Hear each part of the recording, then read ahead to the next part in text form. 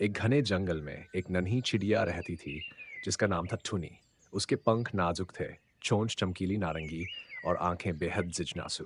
जंगल टुनी का खेल का मैदान था जहां ऊंचे ऊंचे पेड़, हंसती खिलखिलाती नदियां और रंग बिरंगे फूलों की क्यारियां थीं। लेकिन टुनी को सबसे ज्यादा आसमान पसंद था। वह हमेशा उन मुलायम बादलों को छूने का सपना देखती थी। एक धूप भरी सुबह टुनी ने तय किया कि आज अपने उड़ने के कौशल का अभ्यास करने का सही दिन है।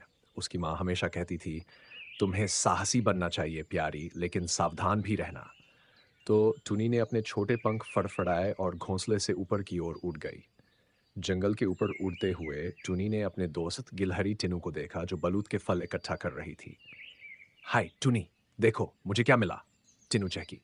हेलो टिनू, मैं आज ऊंचा उड़ने जा रही हूँ, टुनी ने उत्साहित होकर चहचहाते हुए कहा। वह ऊंचे और ऊंचे उड़ती गई, उन सबसे ऊंचे पेड़ों के ऊपर जिनकी पत्तियों को भी धूप गुदगुदाती थी। ऊपर से दुनिया एक पैचवर्क रजाई की तरह दिखती थी, जहां पेड़ हरे पैच थे और नदियां चांदी की धागे। सब कुछ इतना छोटा और जादुई लग रहा था।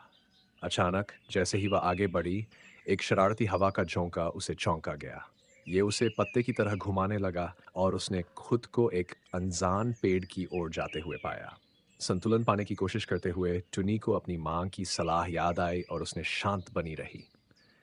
टुनी ने पूरी ताकत से अपने पंख फड़फड़ाए, हवा को धीरे धीरे उसे जंगल के परिचित हिस्से की ओर ले जाने दिया। आखिरकार वह एक शाखा पर बैठी, थकी हुई लेकिन अपनी छोटी सी साहसिक यात्रा पर गर्व महसूस कर रही थी। जैसे ही सूरज ढलने लगा, आसमान को नारंगी और गुलाबी रंगों में रंगते हुए टुनी अपने घर की ओर लौट आई। उसकी माँ ने उसे एक गर्म मुस्कान के साथ स्वागत किया। तुम्हारा दिन काफी रोमांचक रहा, है ना? हाँ माँ, मैंने ऊपर से दुनिया देखी और बहादुरी से उड़ान भरी, टुनी ने उत्साहित होकर चहकते हुए कहा। और इस तरह टुनी ने सीखा कि साहस अक्सर सबसे सुंदर रोमांच की ओर ले जाता है, भले ही वे अप्रत्याशित हवाओं के साथ आए। उस दिन के बाद से टुनी आसमान का अन्वेषण करती रही, हर उड़ान के साथ एक नई कहानी लेकर